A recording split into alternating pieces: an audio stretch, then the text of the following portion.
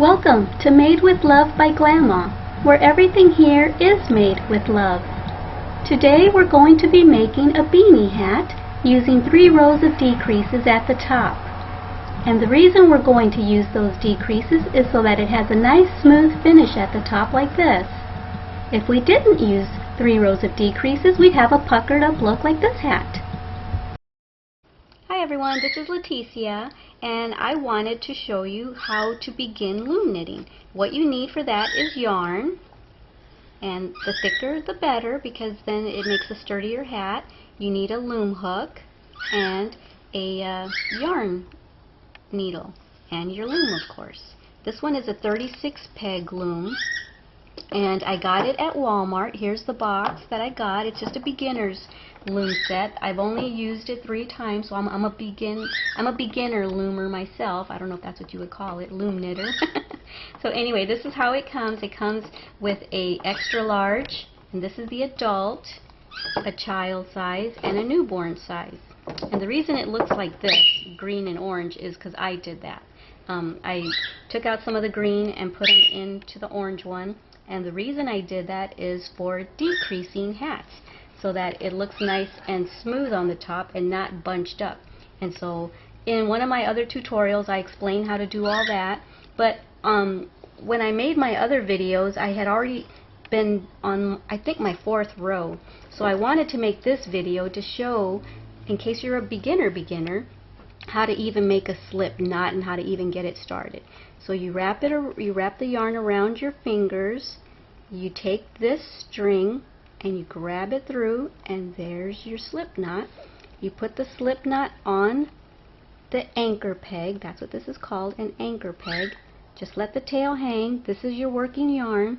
If you're right-handed, you're going to go this way. If you're left-handed, you're going to go that way. I'm right-handed, so this is how you start your beginning loom hat. Is you just go counterclockwise and wrap around the pegs, and they call this E-wrapping, or I call it E-wrapping because it looks like a E, see? Looks like a little tiny cursive E. And that's how you start.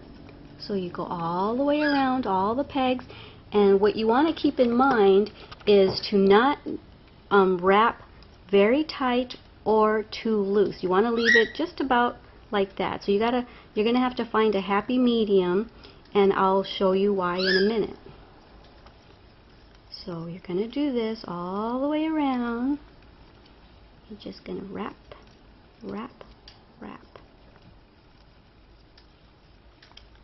And I don't know how to wrap by singing, so I won't. But every time I say wrap, that's what it reminds me of. Makes me want to start wrapping even though I don't know how. Okay, so there's that. You want to, I guess we could have knocked these down a little lower while we were wrapping, because we need these down a little low, and I'll tell you why in a minute. So just kind of push these down if you didn't already do it while you were wrapping. Usually I do, but I was just trying to get through the video for you. So we're going to push these down now, because we need to leave room for our 2nd row of wrapping. We always need to have 2 rows of wrapping because that's how you loom. So now here we are. Now we're going to do a 2nd row. We need 2 rows on here to begin. There we go. Remember, do it a little loose, not too tight, or else you're going to have a difficult time with the next step.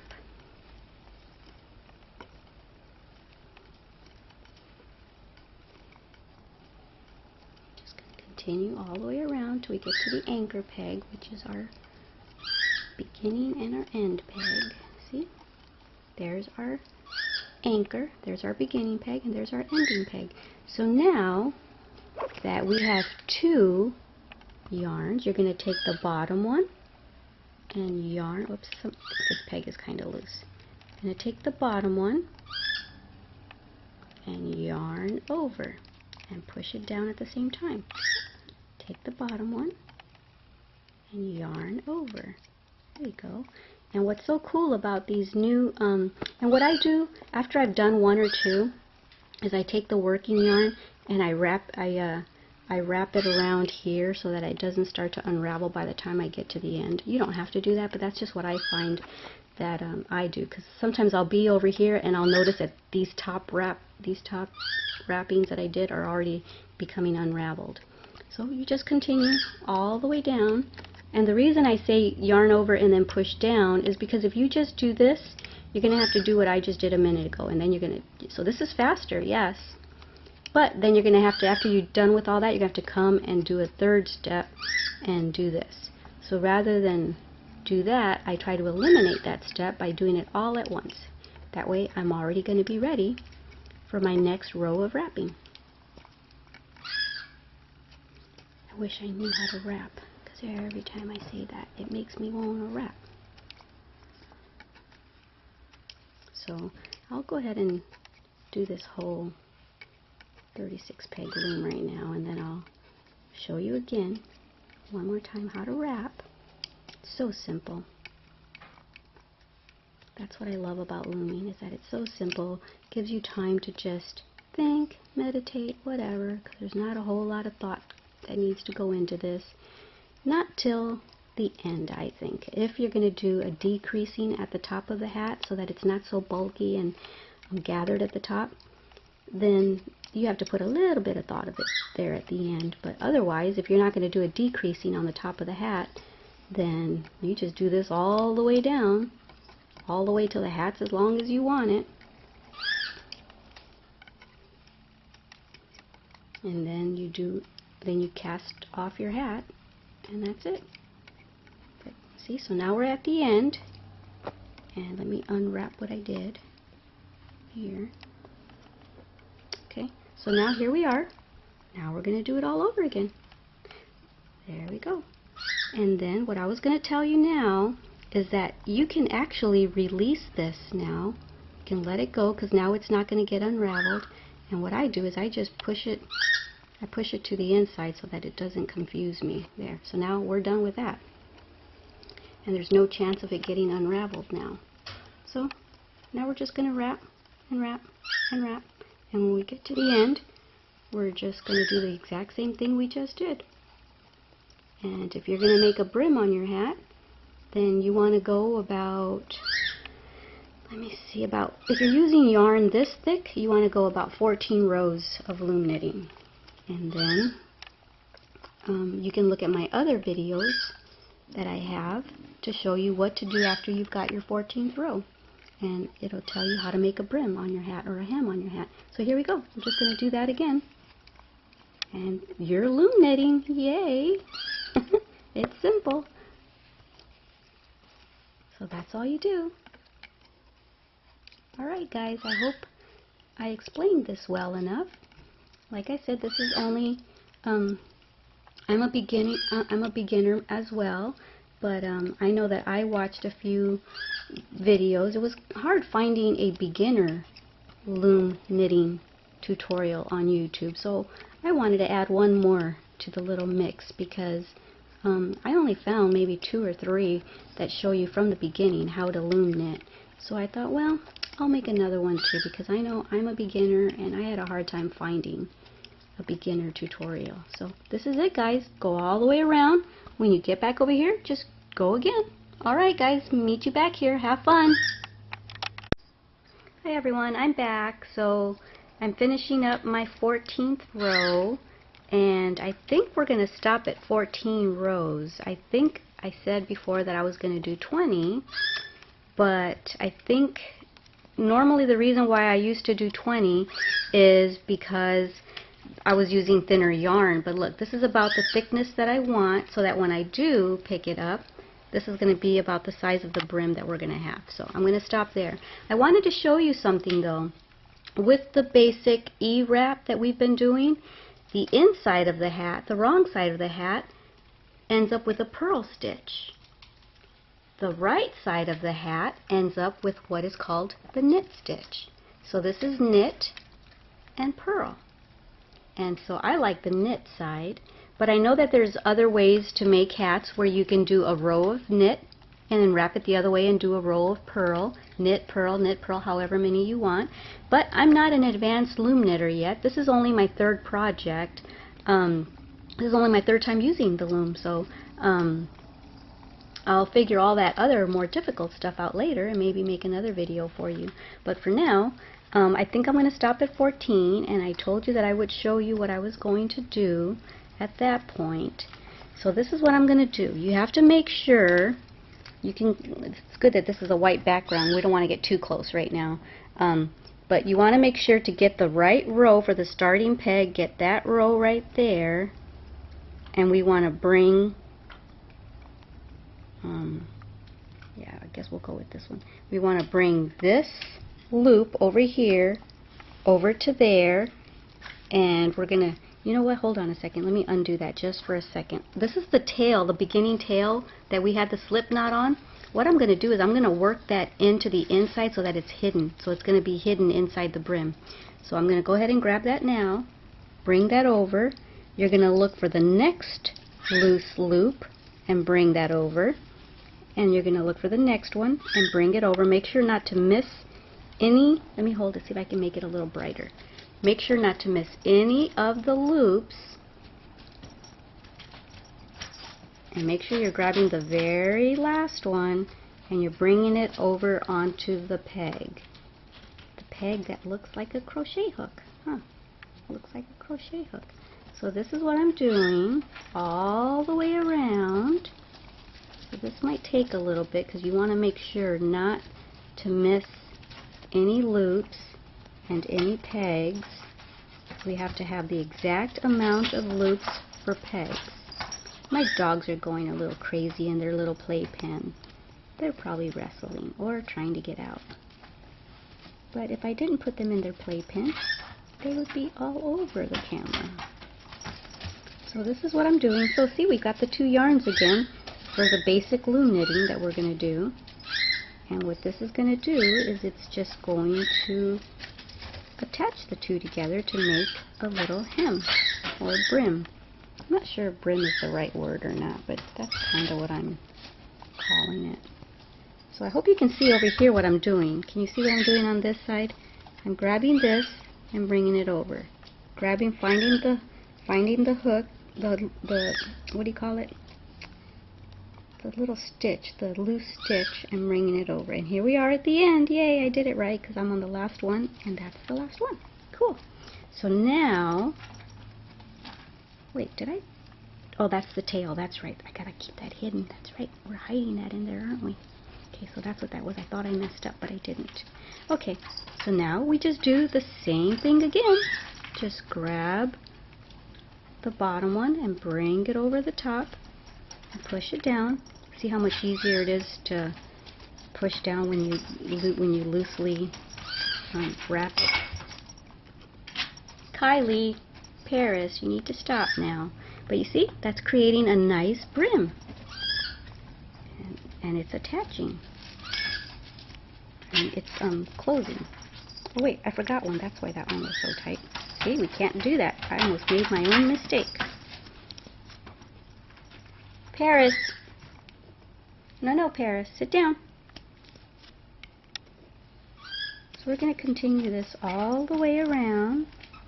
Hope I don't have to stop the camera to make my dog settle down. So here I am at the end.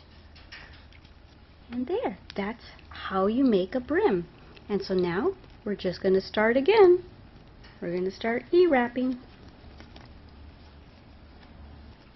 Okay, here we are.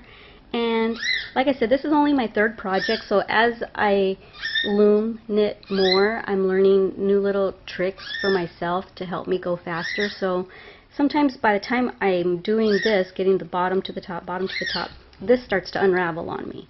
So what I'm doing now is kind of doing this, but I'm not doing that till I get a couple of these off. See? So I'll show you how I've kind of, just while the camera was off a minute ago, I kind of discovered to do this.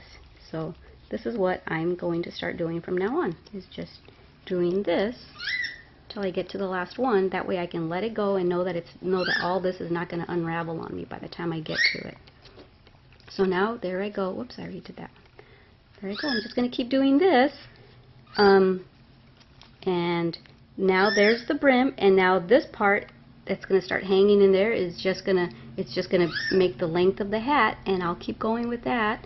And I'm not sure how many rows of this I'll do, but I'll let you know how many I did on my next video.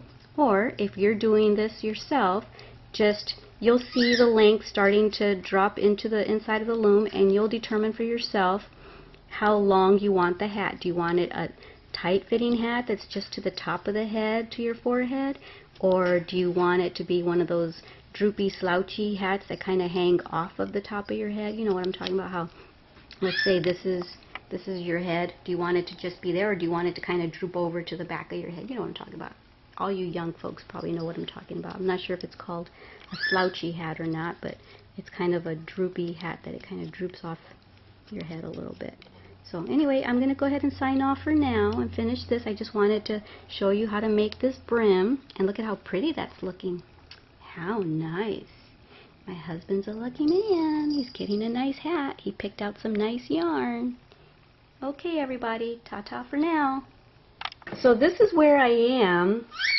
When we left off on the last video, I didn't know how many actual rows I was going to end up doing. So it appears that I've done about 13 rows. Let me see. 1, 2, 3, 4, 5, 6, 7, 8, 9, 10, 11, 12, 13. I've done 13 rows, and I'm thinking this is about where I should start doing the decreases for the top of the head. Now, you don't have to do decreases if you don't want. I just think it looks better. You could just keep going until you get to where the top of the head is, and then you would drawstring it shut, but then you've got a lot more pucker on the top. So I learned how to do some decreases. So I'm going to do that. I took the green off of this loom and put them onto the orange one, and took the orange ones and put them onto the green one. So I replaced them basically. So that's what I did. So in case you buy this set, you can do the same thing. So what we're going to do, well, first off, let me tell you, this is the anchor. So we're calling this peg number 1, 2, 3, 4, 5, 6, and then we're going again with peg number 1, 2, 3. So we're doing, so that's what we're calling it. And there's 6 sections of these pegs, because there's 36 pegs all the way around. So what we're going to do is we're going to take the first peg to the left of the anchor, and we're going to replace that with a different color. Or you can hang, if you don't want to do that, just hang a marker from here, or a piece of yarn or something, so that you know where that one is. And so we're going to go, like I said, we're going to have this one a different color, or your marker. So that's number 1, 2, 3, 4, 5, 6, and then you're going to do it to the next one. You're going to either put a marker, or you're going to change out the peg. And so this is, after you do all of that, this is how we're going to start doing our decreases. What we're going to do is we're going to take the yarn from peg number 2, and we're going to move it over to peg number 1. And it doesn't matter if the yarn twists or not. Then you're going to take the yarn from peg number 1 and yarn over. And we're going to do that to each section. Okay, so now that we've taken the yarn, made our decreases from the second peg over to the first one, and then yarned over, now we only have, this is a 36 peg loom.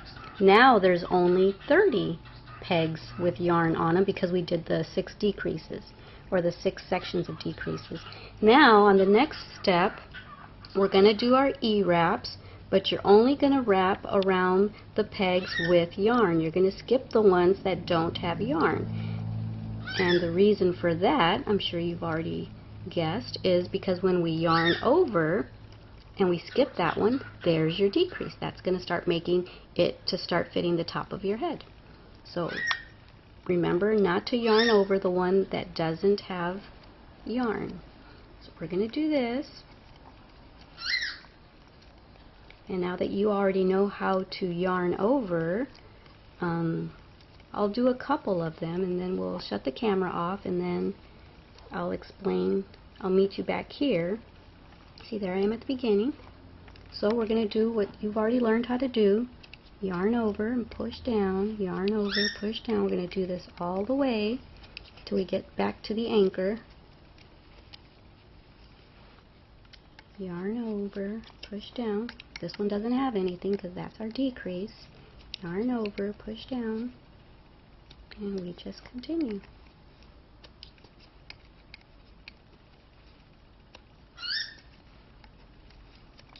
Nothing there, that's our decrease. Okay, I'll meet you back here when I'm done with this, and I'll tell you what to do for the next row of decrease.